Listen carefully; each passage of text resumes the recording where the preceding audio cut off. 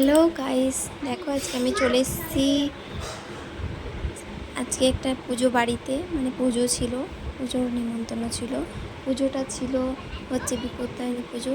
দিয়ে আমরা বসে পড়লাম খাওয়া দাওয়া করতে। প্রথমে দিয়ে গেল বেগুনি, তারপরে দিল পোলাও, তারপরে ডাল দিল, ভেজ ডাল ছিল, তারপরে দিয়ে দিল আলুর দম। সব কিছু এত তাড়াতাড়ি দিয়ে দিচ্ছেন, আমি খেতেও পারছি না। দিয়ে আমার ছেলে এদিকে বায়না করছে এই খাবো সেই খাবো।